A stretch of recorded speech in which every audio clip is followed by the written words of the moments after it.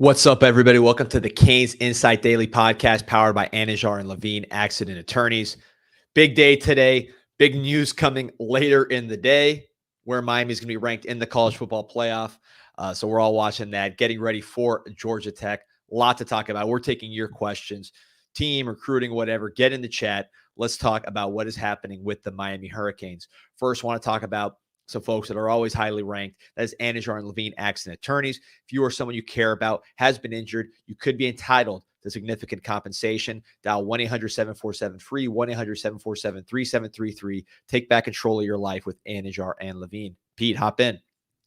What's up, D? How you doing? Doing great, man. We're at the game yesterday, the basketball game. That was a lot of fun. We did the post game, which you can see on YouTube. Did the season preview as well. I'm excited about Canes basketball, where that's going. I think, I don't want to talk too much about it unless we get questions about it, because we went over it all on that video, but a lot to be excited about there. Of course, a lot to be excited about with this Hurricane team. Probably the toughest game remaining on the schedule until you get to the postseason, ACC championship, etc. With this Georgia Tech game. Don't know if Haynes Cane's going to play. Heard mixed reports on that. But, what do you see with this game coming up? Yeah, I mean, look, for years, Georgia Tech has always given Miami problems, right? So it always seems to be a team, and there's a few of these ACC teams who are like that, but we all understand what is looming over Mario and the game from last year in terms of Georgia Tech, and you look at their losses, and look, some close games that they've lost, some quality losses, but at the same time, they also haven't beaten anyone that I would say they shouldn't have beaten, right? So a mixed bag from them. Brent Key, I think there's a lot of respect from Mario's side in terms of the way that he's built that team, D. So to me, I think, look, not a great team, but we've seen mediocre to above average teams give Miami issues at times this season. So I don't think anyone is taking them lightly. Oh, I will say this. Always love to see how many fans travel to Atlanta. A lot of Atlanta Canes, a lot of Canes in the South in that region that make the trip there. And a lot of orange and green always there at Georgia Tech. Yeah, that's not just travel, people in the Atlanta area. I know with our demographics on CanesInsight.com, 7 million posts and counting, free website, the biggest Canes free website, biggest Canes website, period, on the planet. Plus, it's free. Sign up today on the forums. But I see the demographics of where Canes fans are from. If it's not South Florida or Florida in general, it is Atlanta. That is our biggest area outside of the state of Florida by far. So a lot of Canes fans in the Atlanta area. If you're in Atlanta or near Atlanta, in the comments, let us know. We'll shout you out. But that to me is a very cool thing about this particular game, is that you got a lot of people that get a chance to watch the Canes in person, especially a team like this with a very special offense that worth the price of admission. Yeah, without a doubt. And listen, one thing you could say is they've been entertaining. They've been. Even the Florida State game, which was boring, right? You win by 3 touchdowns and you beat your rival the way you beat them, and you cover. So if that's what boring is this season, then I'll take it. Yeah, and some good points here, by the way, from Kyle about you got 2 weeks to prepare for this defense coming off a bye, so they can work on getting the best game plan of it possible to play the Miami Hurricanes. We don't know about the quarterback situation. Assuming he plays, this is a team that has a lot of speed on the outside. Malik Rutherford, who I think is also a little banged up. They have just generally a pretty fast receiving core, fast running back. You saw that on display against FSU. They were cranking up a lot of chunk plays because of their speed. Their offensive line's improved. Of course, Brent Pry, an offensive line coach with Mario at Alabama. So this offense does present problems. And really, to me, going forward, when you look at the schedule, none of these defenses are going to really present problems for the Miami's offense. Miami's offense, if Cam Ward's healthy, is just too talented for any team on the schedule. So how do you beat Miami? By scoring points, controlling the ball when you're on offense. So really, when you break down these games, more of the focus is on the offensive end, because I really don't think any of these teams can stop the Miami Hurricanes. But just, to that point, Georgia Tech's not scoring at a tremendously high rate. Again, 2 games without their starting quarterback. They're 85th in the country in scoring offense. Again, FBS versus FBS, no FSCS stats included, 23.8 points per game.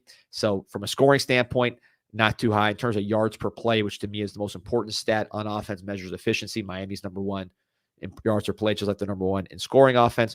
Georgia Tech's better. They're 5.8, 46th in the country. So there is explosiveness, just not been able to convert that to points as often as they'd like, but they've shown the ability to generate, quite a bit of yards per play, very efficient offense. And I think there's more meat on the bone there. They haven't played to their potential, but that doesn't mean, as we saw last week against Duke, which was one of the worst offenses in the ACC, ranked in the hundreds and everything, we have not been able to hold teams to their performance. Teams have, aside from FSU, which is just horrible against everybody, we've not been able to keep teams at the level that they've been playing. We've allowed them to play above that. Georgia Tech, with their explosiveness on the perimeter and in the running game, and at quarterback if Haynes King plays, you don't want to give them that much room because they do have more to give.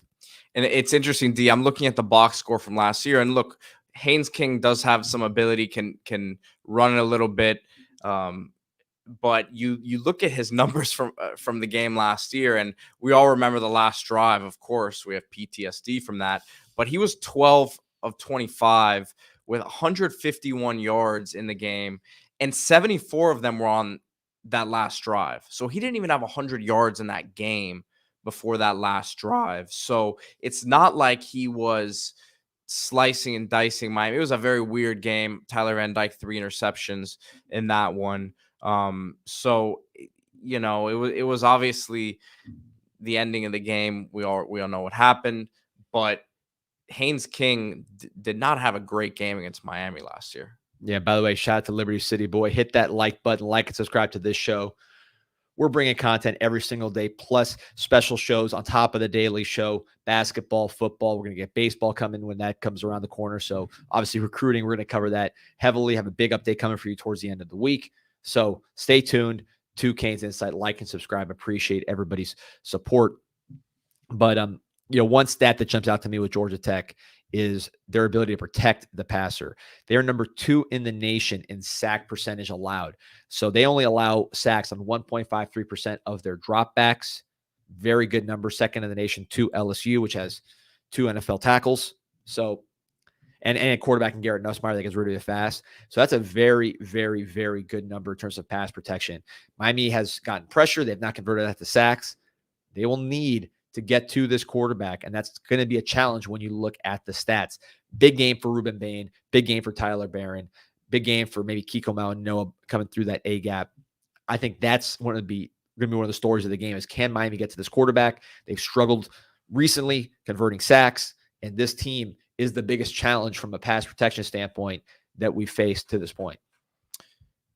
Question here from Kubica047. Focusing on defense, will we see more zone mixed in? Seems like man beaters are hurting us constantly. They've gotten beat with zone at times as well. I mean, there were zone. There's a lot of communication involved in zone, and I think against Cal in particular. D, correct me if I'm wrong, but they got beat a couple times against them there. So I don't know. I think obviously this is a question for Lance Guidry, but they might just feel better about letting guys go one-on-one, and if they get beat, they get beat, but they'd rather that happen than having, breakdowns in communication. But I don't know what your thoughts are on it. I think more zone, especially if you're playing Haynes King, because he can run. So you don't want to have your back to Haynes King. Like you mentioned, Kubica, there were man beaters hurting us last week. I think there was a lot of confidence from Duke and what they were going to get, and they were able to capitalize on and get the ball out quick with confidence. So yes, I do think we might see some more zone this week. I don't know. There's not information. I've not been told this, but I could see it, especially if you have a mobile quarterback like Haynes King. You don't want to have your back turned while he's running by you. So I do think some more zone this week in particular makes a lot of sense. A little late. Do you see Stafford or Dylan Day getting some PT at cornerback with the injuries? Dylan Day, no, because he's more of a safety. I could see Stafford, maybe even Robbie Washington. It's all hands on deck. I would not, the main adjustment I think is going to be Patterson playing more at safety, which allows Mish Powell to play more at nickel. But look, if someone gets hurt, it's going to be all hands on deck, and you're going to see some faces you may not expect to see at the cornerback position because of the lack of depth with Damari Brown out. Now, unfortunately, Jadis Richard out. I heard Damari will be back at some point, but not in the next 2 weeks at least. So you need bodies there. I think in the short term, if everybody stays healthy, Mish playing more nickel, ZaQuan Patterson playing more safety is how it shakes out. Yeah, that's what Ian Coleman just said. Says Powell in the slot, ZaQuan at safety seems legit in certain situations. I'd Chase to cover backs. Yep. Chase Smith. Yep. So this, Gio Cain's great point about how about getting some speed on the edge with Pickett. He had one play and one sack, beat his man so fast and got the only sack. I guess he moved Bain inside to help him get in there. I think the speed's going to be more at the linebacker position, getting more guys like Pruitt in. Pruitt got in early on third down in this game. I think he was on the first series at third down in that package. This is Cam Pruitt, the safety / linebacker from Mobile, Alabama. Very athletic player at the linebacker position as a converted safety, converted wide receiver. I think you'll see more of him. Now, we've seen Bobby Washington also acting in kind of a spy role at times with his speed. So that's what I would watch, especially if Haynes King is playing with his speed and the fact that he likes to run. I could see a spy type player playing more in that role. That's something I would watch. Pickett, I just don't, I don't think you're going to want to take Barron off the field. I don't think you're going to want to take Bain off the field. You can move him inside, but then what about Messidor? Simeon Barrow's playing at a really high level, so I'm not sure you'll see those guys. Malik Bryant is someone who's played more than Pickett, more experienced player, and he also is a pretty fast guy, played linebacker when he first got here. You can see him as well in that role.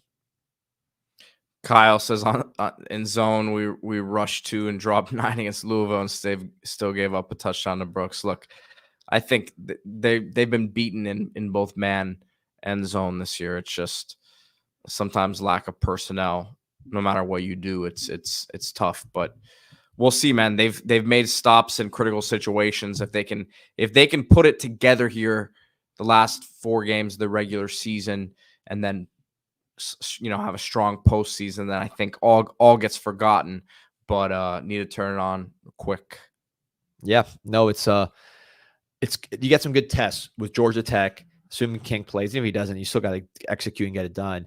Wake Forest, tricky offense with that slow mesh. They're having a lot of struggles this year, but Syracuse, for all their flaws, they've been able to pass the ball. They have an experienced veteran quarterback. They got some receivers who can catch the ball. That's going to be on that fast surface up in the Carrier Dome.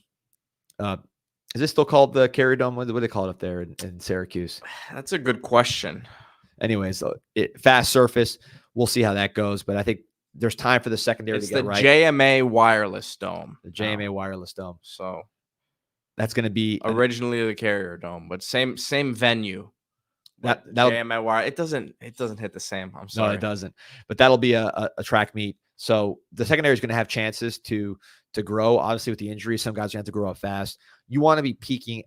You want to win every game. First of all, this is the team's on that 1-0 mindset. We're fans. We could look ahead a little more, but certainly you want to win these last 3 remaining games, go undefeated for the regular season, getting into the playoffs. But then you get Damari Brown back.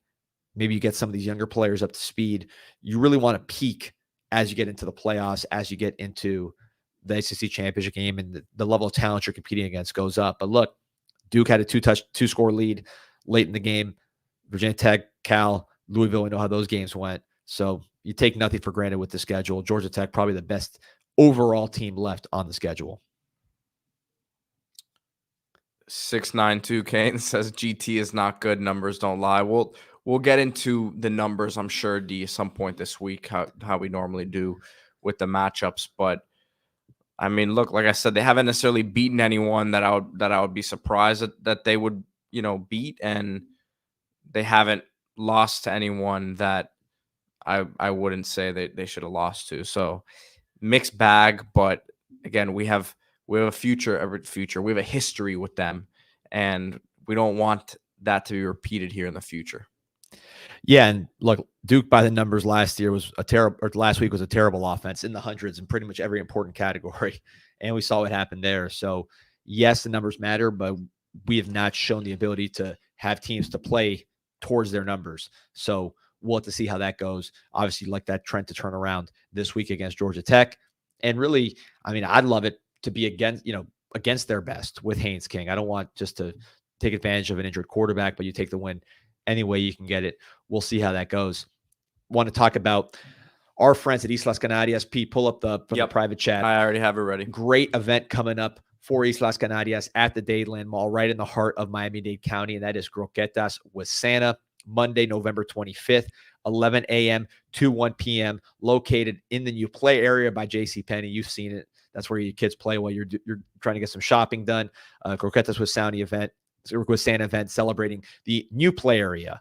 So it's updated with, when I was a kid, it was a couple like horses and just not very nice. They've updated that. Of course, Islas Canarias, new to Dadeland Mall, the number one spot at the dining pavilion. Come celebrate the opening of the new play area with holiday fun and Miami's best croquetas from the new Islas Canarias Cuban Express. Plus, you get an appearance from Santa himself. See if he's bringing some Cam Ward jerseys in the box. And the entrance fee is easy. Just bring a new unwrapped toy for donation benefiting the NBC6 Telemundo Caravan of Joy. Just one per family. First 100 children in line get a free mini gift bag with a Lego mini build. RSVP now. Link is in the chat. Dadeland Mall, Croquetas with Santa. Just Google Croquetas with Santa. You'll see RSVP, and you'll get some of the best croquetas in Miami, and have some holiday fun with your kids. Got some more questions rolling in here, D. This one from Callie Kane, 818. What would your ideal starting lineup be with Damari back if he comes back? I would say Damari in the nickel slot, Daryl Porter back on the outside, and then OJ Frederick as the other boundary corner. Yep, I think that's the ideal. Now, I don't know where Damari is. So, I know he's projected to come back before the season ends, but there's some uncertainty, right? He was not a natural nickel when he was playing nickel, meaning he hadn't really played that. He was there to be an outside corner. I think he fits well in the nickel because he's so physical. He's basically like another safety. Yeah. And even, he hits as good as anybody on the team. And he can cover, of course, with his outside corner skills. He's a little bigger for some of the quicker guys, but I really do think at the nickel, he is the best option.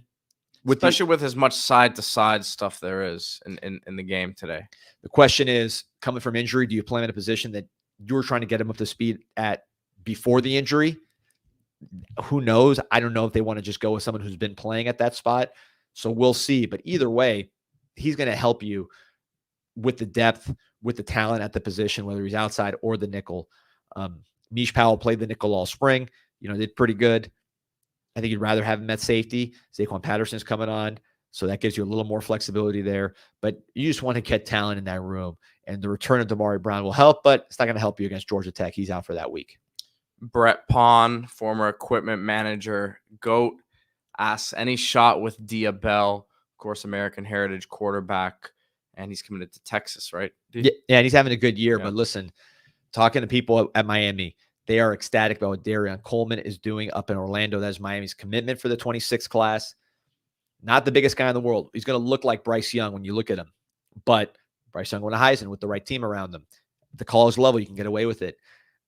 There's also Cam Ward comparisons to Coleman, not necessarily because of his size, but because of all the different arm angles he plays with. His personality is kind of Cam Ward-esque as far as being a leader, being confident, being that alpha male, and being able to execute on the field with confidence and instincts, putting up huge numbers.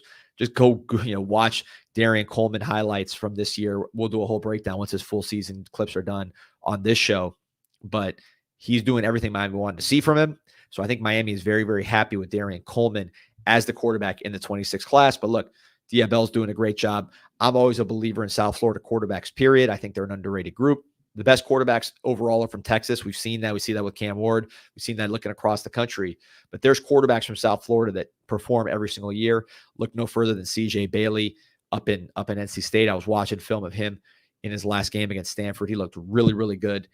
He was somebody that could have been probably in this last class if we pushed a little harder earlier. So I'm all for South Florida quarterbacks. I think we should start adding them as second quarterbacks in these classes. But Darian Coleman, Orlando, Miami's very happy with what they have for the 26th class. MD says ideally Damari can play against Syracuse so he can get his feet wet before the AC championship game, and then hopefully play in both of those games, get you geared up for the then you get a couple weeks off, right? But then you're back adjusted to the speed of the game. You're even a few weeks more recovered. That would be a great situation. So we'll see what happens there. And Pinellas Kane asks, with Damari missing like 9 games, will he get a medical red shirt? I mean, look, those medical red shirts a lot of times are done retroactively. So I mean, that would, if he stays 4 years and wanted to get another year of eligibility, then he could figure that out at that point. But I'm sure that could be in the picture. But personally, I see him as a guy who, would want to be out after 3-4 years if everything goes according to plan. Yeah, to answer your question, I think we do redshirt him because the bowl games aren't going to count. But like Pete said, if it goes great, he's gone. But you never know. This is a weird game. I know Miami's got a lot of guys that have probably been in college longer than they expected to be. Yep. So who knows? Yes, that is a silver lining of the injury, is that you get him for the postseason, assuming Miami gets there and is able to advance and do their thing, but you're able to redshirt him. That's not a consideration. I think they're going to play him when he's ready to play, but it seems like it's going to work out that way. Victor Santana asks, is Elijah Alston hurt? Don't think I've seen him out there the past couple of weeks. Yes, he's been injured. Yep, not much more to say. I don't think it's something dramatic. I'll get an update on it, but certainly he's going to bring a boost to the pass rush when he comes back. Yeah, that's the thing that's so unfortunate. I mean, any injury is unfortunate, but the Richard one is unfortunate because, yes, he's had his ups and his downs, but had some really good moments in that game, D. And I think he's a guy who, as confidence grows, that's a cornerback. You're on an island, and that's such a confidence-driven position. We saw it with DJ Ivey a lot, and we always knew he had the talent for it. But you make a couple plays like he made the other day, and you come out the next game and it just builds and grows. But it sounds like he's going to be gone for the season, right? That hasn't been like, did Mario officially confirm that yesterday? He just had significant injury. Yeah. So he didn't, with other guys, he says, we don't think it'll be that long. And he gives some hope that it's going to be something that they could return from. But very unfortunate for him there. Wall Too Nasty wants to know, why is DP2 playing Daryl Porter Jr. playing nickel and not on the outside? Just numbers. I think they'd love to play him on the outside. I think that was the plan going into the season. They just haven't been able to. I think Porter would rather play on the outside. Miami really tried to get a nickel in the portal. We talked about it. We talked about it at the time in the summer. That was really the one item that Miami didn't check off the box. They wanted to get premier running back. I think we've seen with Damian Martinez, he's one of the best backs in the country. They wanted to add some explosiveness at receiver. We've seen that with Sam Brown. They wanted to add a center, Zach Carpenter, playing really, really well. They wanted to add 3 defensive linemen. You see it with Barrow, Clark, and Cook. They wanted to add pass rush. They got it with Alston and, of course, Tyler Barron. They want to add a linebacker. Jalen Alderman's been playing lately. They want to add a safety. They got it with Mish Powell. They want to add 2 corners, well, at least one on the outside. They got Deani Hill. The nickel was the last piece that they really wanted to add, and they were unable to do so. It happens. That's a pretty high hit rate. All those guys are helping us win games, be undefeated, but that was a miss, and you're seeing that come into effect here with the injuries, where you really miss that position. You'd rather not play Mish there because he's such a good safety for you, leading the team in interceptions with 4, but we'll see how the whole thing plays out. It's going to be interesting to see who steps up and who really flashes and who allows you to move other guys around. Eldridge Primus says, every week I look for a complete game and it never comes. Defense gets worse. Play calling gets worse. I don't understand. Look, man, I know these games are roller coasters and it does get frustrating sometimes, but you look across college football right now, and I think any fan base, especially, or I should say even the undefeated ones, will be saying, we wish our team played a perfect game. College football is in a very interesting situation right now. There's no complete teams out there. There's a lot of these top teams, top 10 to 20 teams are battling week in, week out. There's no easy games right now. Yep. It's the one thing that people say, like, I think here's the mental shift that I've had to go through when you talk about Miami as a playoff team is I'm thinking, man, we got to play Stetson Bennett. We got to play the Brock Bowers, Ladd McConkey with a defense full of first rounders. or we got to play Mac Jones throwing it to Devontae Smith and Jalen Waddle handing it to Najee Harris, right?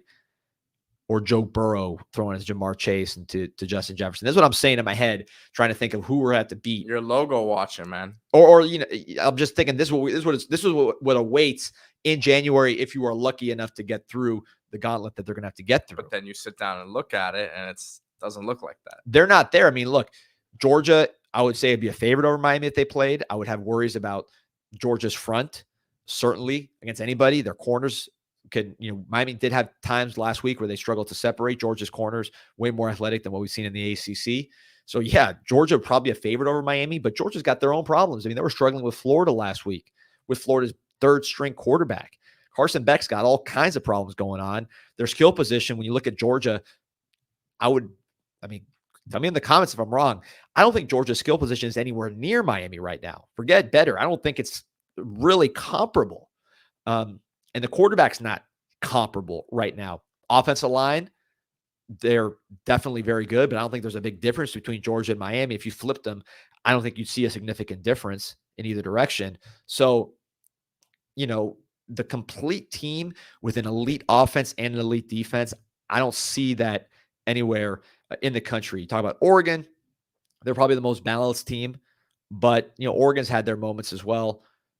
We'll see what happens the rest of the way with Oregon, but I don't see elite teams. So this is a very flawed Miami team because the defense is average to below average. The secondary is probably below average for what you expect of a team of this caliber.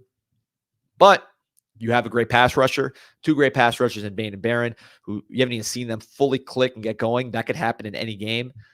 And you have what, to me, and what the numbers suggest, is the best offense in the country with a potential first overall pick at quarterback, or at least a first pick of the quarterbacks, potential Biletnikoff winner and Xavier Restrepo, three other guys that are going to get drafted in George, Brown, and Horton, a tight end who was going to compete, according to the head of the Senior Bowl, to be the best tight end in the draft.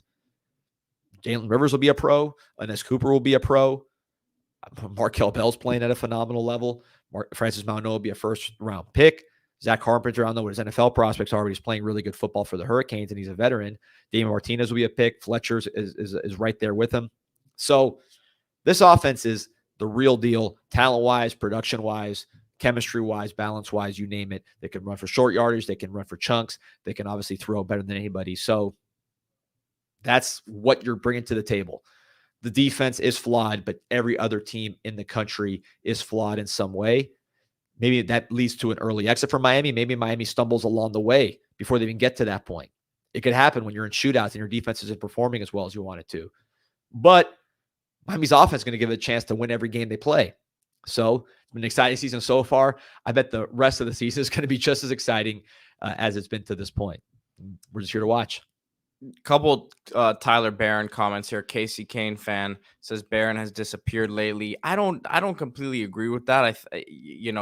MD says Barron has not been elite the past 5 games. He's been good. He has not finished enough plays, and he had one back-breaking penalty. He's gotten a lot of pressures. I just don't think he's putting up the sack numbers necessarily, which you could say the same thing about Ruben Bain, really. But obviously Bain missed a lot of time. But a couple of weeks ago, Barron was named the Defensive Player of the Week by the East-West Shrine Game, right? So, he's going to be a guy who's drafted, and yeah, he doesn't have monstrous sack numbers after the first few games of the season, but he's affecting the way the game's played, and he's one of the reasons why Duke has to do so much in the quick passing game and really affect what they want to do. Yeah, teams have to respect Tyler Barron. They're not going out there saying, we don't worry about number 9, right? I think with him, the challenge is he's so long. He's got so much size. Sometimes getting low and exploding is where he struggles. You've seen some horse collar type tackles, the face mask, because he comes in high. But the size, the speed, the motor, which I think is underrated with Tyler Barron. You saw him run down Montreal Johnson. He didn't get him, but man, he covered a hell of a lot of ground, did the same thing against Virginia Tech. So the motor, the size, speed, he's what you want. I think him and Bain, if you ask me one thing I'm confident about in the defense, and look, there's a lot I'm not confident about. We've all seen the results.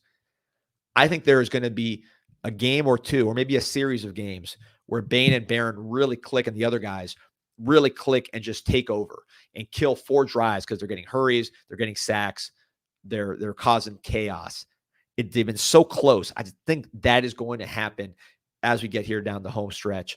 And that gives you upside on defense. It's not going to be a dominant group, but I think this team at least has, you talk about a puncher's chance. I think that's too light, but just what can they do on defense that other teams might not have the upside to do is really take over a game with the pass rushers. We haven't seen it yet. Totally. We've seen it in flashes, like the end of the California game, the end of the Duke game. But I think there will be a game where it could be this week, although Georgia Tech's pass protection, like we mentioned, second in the nation, where these guys are able to finish and cause problems. They're too talented. That is your best chance on defense, is those 2 guys, along with maybe an Elijah Alston coming back healthy, Mawanoa, Akeem Messidor, really taking over, like Virginia Tech game back with Marcus Vick, where people were counting us out on defense, and those guys just took over the game. I could see a game like that down the road. Kyle with the stats here. Barron with 30 tackles, 9 TFLs, and 4.5 sacks in 9 games. I mean, look, those are pretty good numbers to me. Could still play 5-6 more games potentially this season.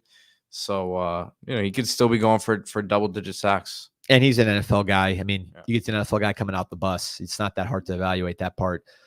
Moin from Germany. Hope I pronounced that right. From my man Boyo in Hamburg. We're international here.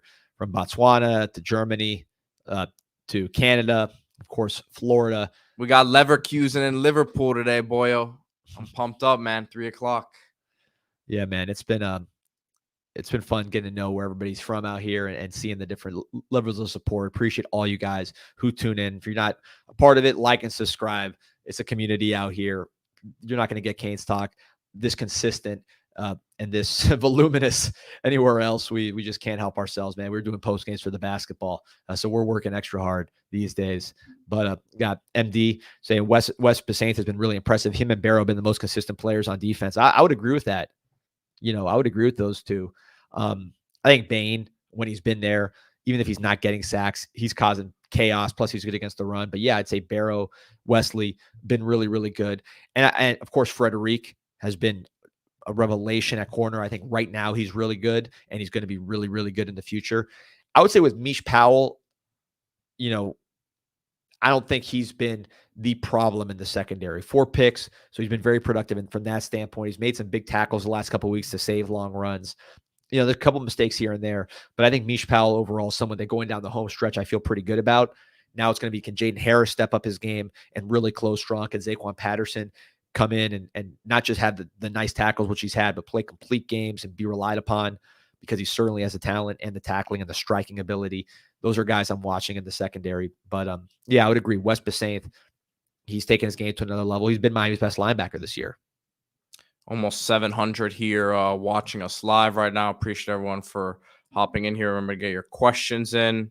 Look at that. Franz man from Rotterdam in the Netherlands. There you go.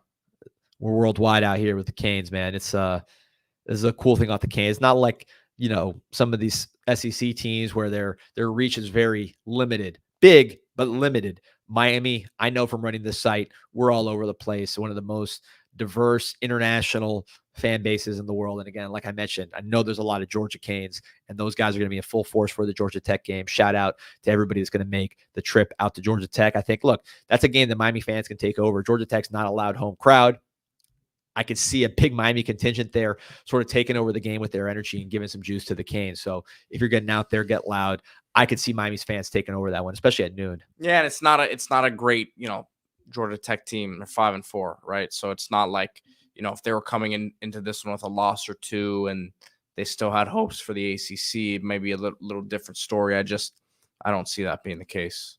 No, I think that's this is one of those games. We've seen those games in the past, even with teams that weren't so good for Miami, where the road team really overwhelms the home team. Florida, even though that was a great crowd, by the end of the game, Miami definitely took over. USF, we were out there, could feel that. California, we had a pretty good crew out there, but Atlanta is really where the Canes congregate more than any other place on the map. Maybe Charlotte or those Carolinas, but yeah, I'm excited to see what the road crowd looks like. Troy Ortiz with a good question here. What's the better matchup if we make the ACC championship game? SMU or Clemson. I think Clemson. I just don't think they're as talented as they've been. And I think SMU with the way they play with tempo and they spread it out and some of the playmakers they have, that I think that would be the tougher matchup for Miami. So it's a great question. With Clemson, I've always worried about Clemson more because of the balance of their team. They have a quarterback who can run and throw.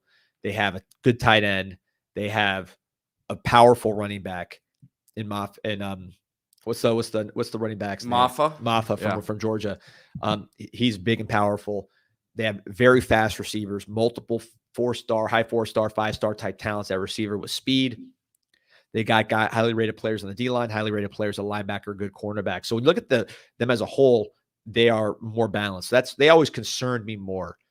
I will say I was surprised watching the Louisville game how badly Louisville beat them up front. I mean, they pushed Clemson around. And if you saw the Miami game against Louisville, we push Louisville around. I mean, that's the Damian Martinez game where he was just tossing guys off him.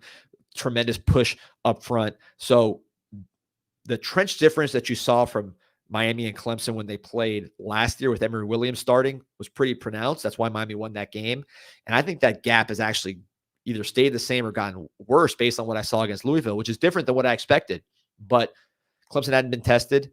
You'd heard all the stuff about Matt Luke, their new offensive line coach, but they looked pretty soft against Louisville's front, which is not, Ruben Main's not out there for Louisville. So, or Simeon Barrow. So I do think Clemson is probably not as tough as a matchup as I expected going in, seeing how bad their front was. But what I'll say about SMU, and SMU presents their own set of problems. The style of play that SMU plays, which is hard to change midseason, is their identity. They play fast. They have a lot of possessions. We saw it, this offense, firsthand when Lashley was here. I don't love that style against the Miami Hurricanes because this offense for Miami is by far the best in the country.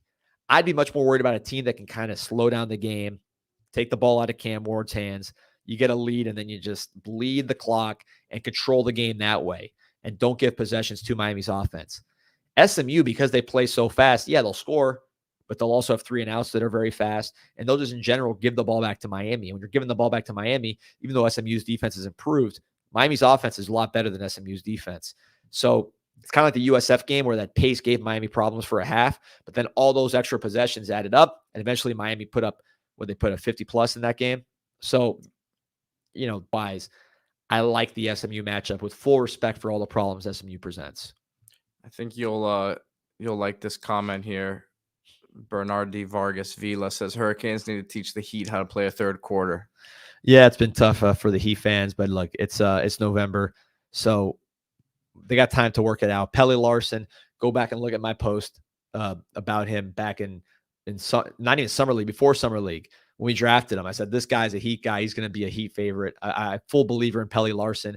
You saw him last night. He's going to be an icon for the Heat. He's going to be like a Dan Marley type guy. Great conditioning, just a total hustle player who also has skill and can hit threes and is a better athlete than people think. Shout out to Pelle Larsson.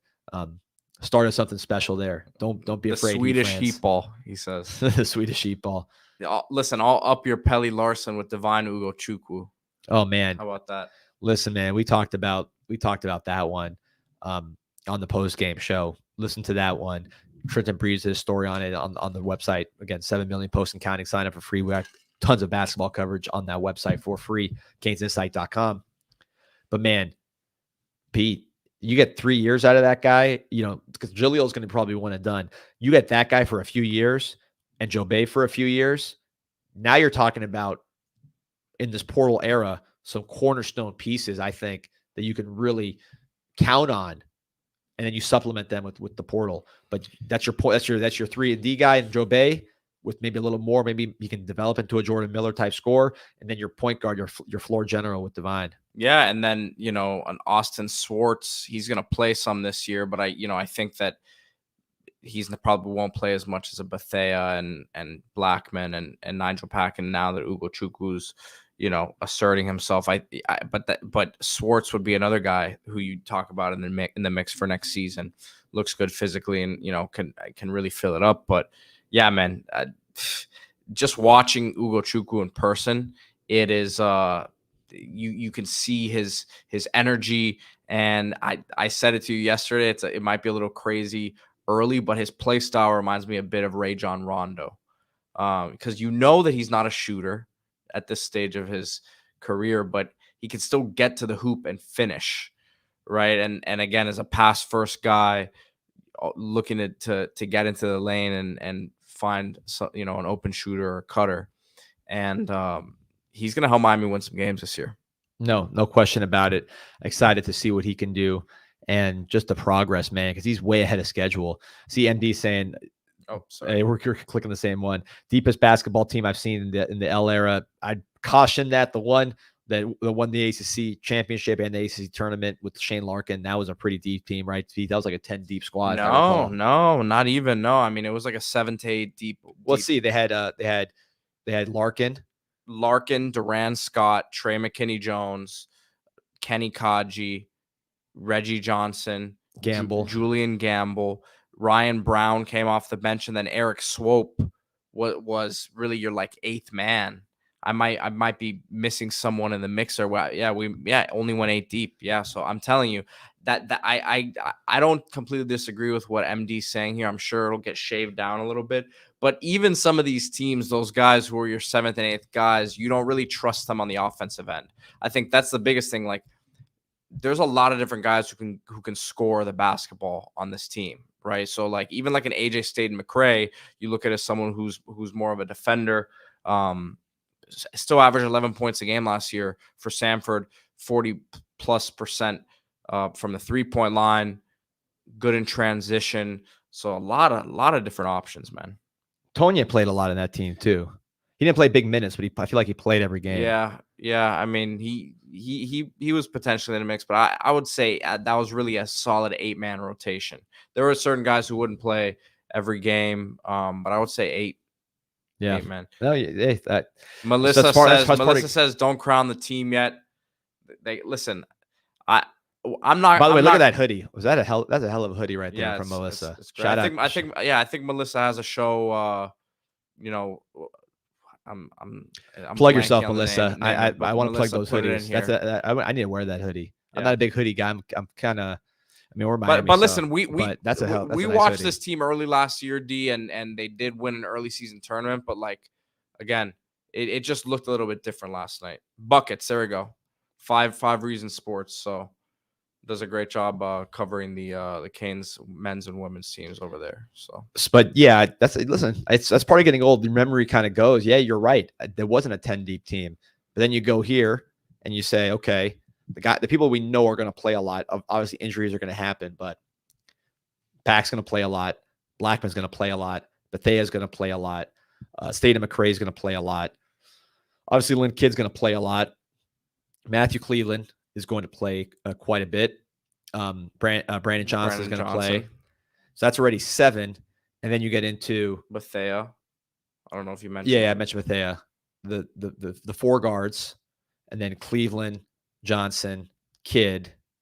Kira Huey's going to play when he's back for sure. As we saw yesterday, where he really would have helped when Kidd took a breather. That's 8, and then you get Divine. Oh, and we forgot about Joe Bay. And Joe Bay, who was the first guy off the bench last night. That's 10 with him and Cleveland together. So it seems like he's the 7th man right now. But yeah, listen, we have About That Life radio, sports, gaming, entertainment, and barbecue, I guess. He says, please, no more basketball talk. Listen, man, but basketball is a big thing for us here. Final Four 2 years ago. You know, they've had some recent success. So yeah, no, this is it's a team effort. We got Bethea and all those guys I saw at the football game too supporting. So it's a big community. I saw a lot of the basketball team out there. So, and I agree, Melissa. Joe Bay is night and day with the shooting. Really is driving to me. Confidence, man. Confidence. Yeah, it was what stood out. MD says rather talk basketball than our defense, but we will talk about our defense. It is like watching basketball games, though. It is. Cam Ward, point guard, right? Or combo guard. He sees the game like a basketball player. We talked about him on the Storm Sessions. By the way, let me get another plug in. Storm Sessions podcast, a show I do with the University of Miami, interviewing Damian Martinez tomorrow. Sit down interview. He was awesome. If you really want to learn more about the people behind the helmet, watch Storm Sessions on Miami's official channel. You can subscribe on Apple Music, Spotify, all podcast platforms. Storm Sessions, you'll see it pop up. I've done interviews with Cam Ward, Mish Powell, and Nez Cooper. Jaleel Bethea was last week. He was an awesome interview. And we got Damian Martinez coming up here and more to come. But really cool getting to know these guys. Jaleel's a really, really good kid. Fun loving. You saw it yesterday. He was bouncing around having fun. Back to football here. Kyle's asking, do you trust Emory as a quarterback in 2025? A lot of people do inside the building. Cam Ward's a big Emory Williams believer. My personal opinion is I like a lot of what Emory does. I like his size. I think he throws it well when the ball leaves his hand. And I think he's intangible-wise elite, both off the field and on the field. So you saw the toughness last year, the leadership, the ability to step in and give his team a chance to win when he was probably rushed to the field, the ability to see the field. There's a lot to like with Emory, and I heard he's really, really good in practice. My personal concern and what I want to be proven wrong on is the athleticism, not just the ability to run, but the ability to kind of get off your platform and make an athletic throw, the flexibility, the athletic arm, we call it, which is what you see with Cam Ward, more so than just the running, which is another factor. I think that's what you want to see from Emory. He does have good footwork in the pocket. He does have height so we can see over the pocket. That would be my question. I think when Cam Ward graduates, hopefully with a Heisman Trophy, hopefully as the number 1 overall pick in the draft, and as the ACC, more importantly, ACC champion and potentially national champion, you hope that every quarterback in the country wants to come to Miami to play behind this offensive line with what's going to be great tight ends, great receivers, great running backs. Be the next Cam Ward.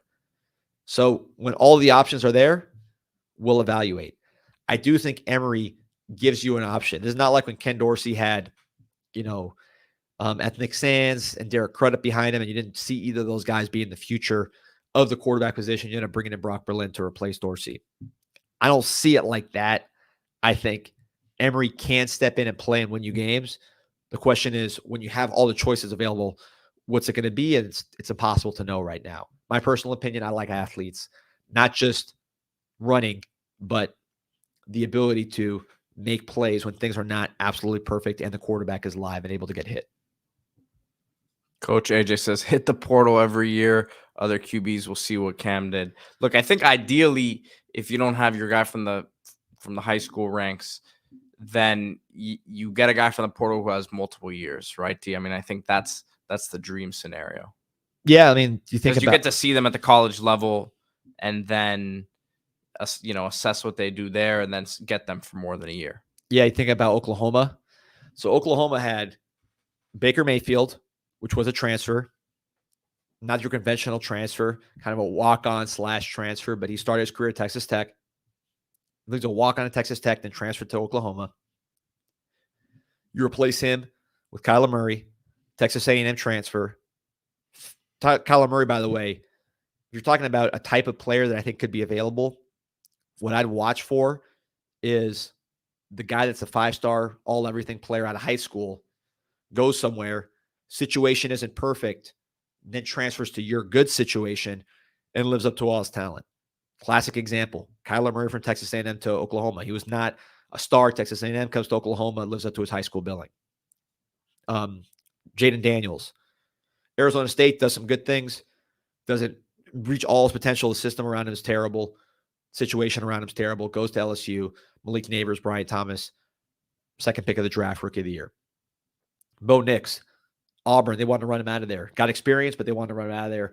Goes to Oregon, good offensive line, becomes a Heisman candidate, first-round pick, doing well in the NFL right now. So there's guys like that just around the country.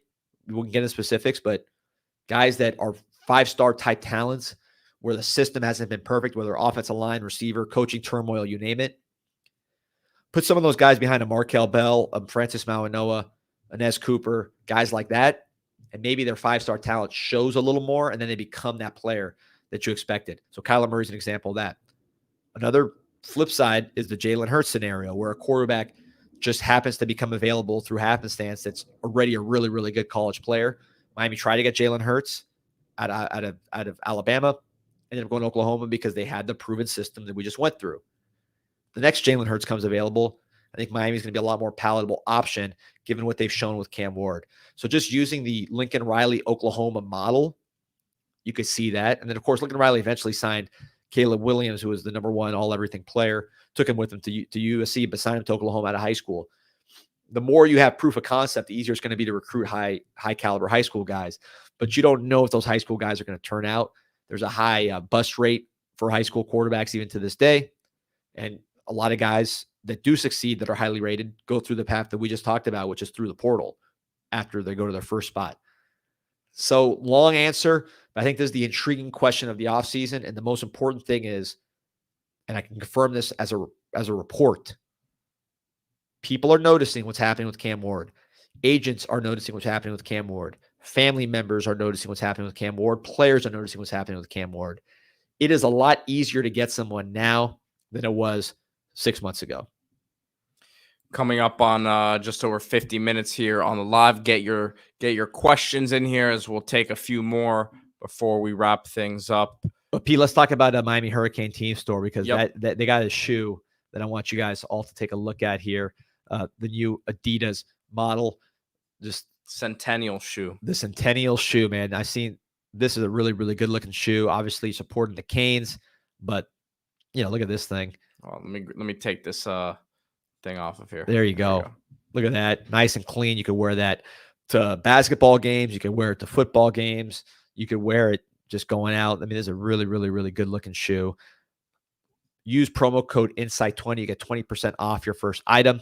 You do that on the MiamiHTS.com website, or you could do it at the store, which is located right in front of the University of Miami next to the Thesis Hotel off South Dixie Highway, US 1. So Miami Hurricane Team Store, Miami's official store. If you know Harry Rothwell. Wow, look at this. I'm sorry, D, but I haven't seen this one. This is a new Adidas. Oh, they had the Camp for Heisman. Support the best player in the country while also wearing a good-looking official Adidas shirt. Again, inside 20, get 20% off your first item. So Miami Hurricane Team Store, where it's at, the official store. Harry Rothwell, the king of Miami Hurricanes apparel, he's there. So you got all of the elements of a top premier location, and use Inside 20 for 20% off. Melissa says, why do people get so triggered when hoops gets mentioned? I don't know. Maybe the more successful program in the last 15 years triggers people. Yeah, listen, it's all we do is shed light, and for every negative person, there's 5 that are like, well, I didn't know Miami got a freshman point guard that can play, and then they check him out. So we're just here to spread awareness and have some fun talking about U of athletics, because I do think we are entering a really nice period of athletics. Obviously, you've seen it in football. I think basketball is going to really, really improve on last year's performance. And baseball, very tough season last year. I do see, based on what I saw in the fall practices and what I know about the transfer portal, I think you're going to see pretty similar to what you see in basketball. Very good improvement from last year. A lot of very solid players from the portal, a lot of depth. That's what I think when you see basketball and baseball. It's not the big ticket transfer. It's you have some solid guys already in-house, and then you're filling up the roster with very, very good players and a lot of depth. So keep an eye on both baseball and basketball. We're going to talk football for a while, so don't worry. Question here. Do you guys think we get Cooper or Rivers back next year? Does Rivers even have another year of eligibility? He does. If he does, then either way, I would say he's gone, just because he had a chance to go this last year. Would have been probably a mid to late round draft pick last year. Comes back, and I see him probably going to the next level. And then Cooper, I would think he stays. Yeah, I think Cooper makes sense for him to stay. Offensive line, you get bigger, you get more athletic, you get smarter. With him, it's not even getting bigger. I think it's getting leaner too. Yeah, and more chiseled, more physically mature. Mm-hmm. So there's really not a lot of drawbacks to going back. Obviously, injury is a concern for everybody that lays their body on the line playing college football. But I think even an offensive line, it's not like corner or running back where a really bad injury can set off your career. Offensive line, usually you can keep your value, even in the worst case scenario, just if you're able to rehab. So to me, coming back for an offensive lineman makes a lot of sense. Coming to the NFL more prepared, bigger, faster, stronger, and smarter with better technique from a coach in Alex Mirabal, who is respected in NFL circles as one of the best in the nation. Troy Ortiz says, who do you see getting drafted next year? Off the top of my head, and I might miss someone, but Cam, Martinez, Rivers, Carpenter, probably late, 7th round, 6th, 7th round. Jacoby George, Restrepo. Sorry. So that's 6. Jacoby George, Restrepo, Arroyo, 7. Sam Brown. Sam Brown, 8.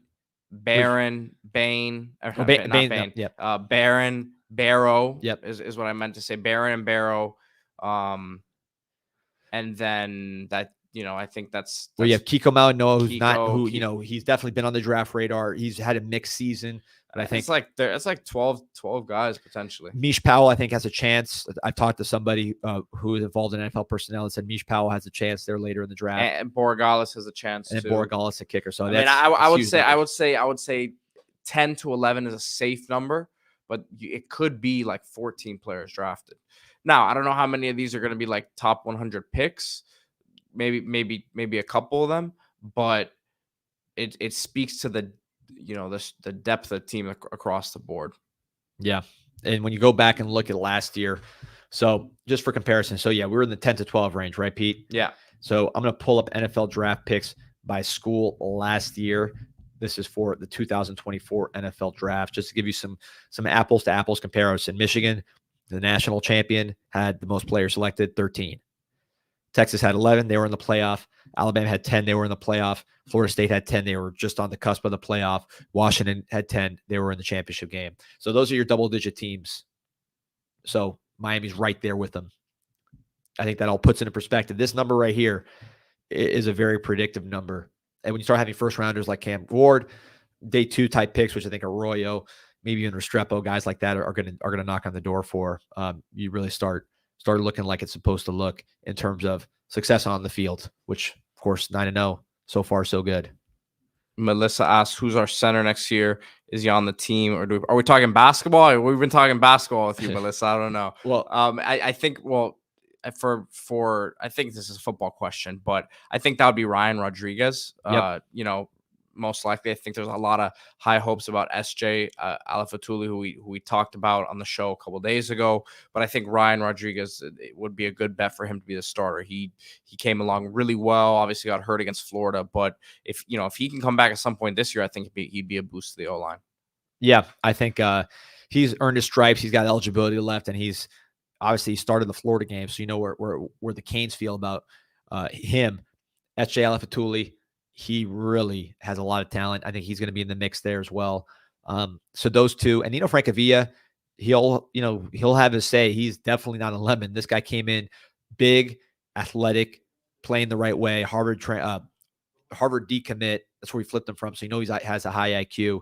He's going to be in the mix. So I think Miami, when they got SJ, when they developed Ryan to where he is, and then adding Nino and him being a good player, good prospect, that room has gone from a question mark to something I feel we're going to be probably pretty good at for the foreseeable future.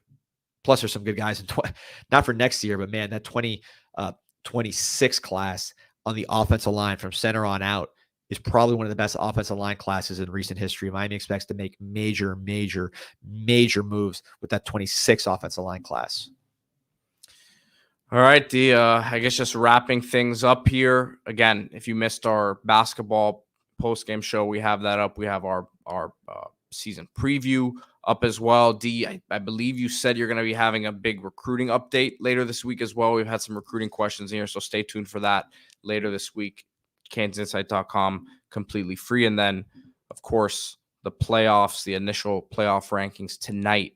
So excited to see where the bias lies this year. That's it. We'll find out. We'll report back, but all that matters is that 0 on the right-hand side of the record. And this week it's about going 1-0. So go Canes. Go Canes.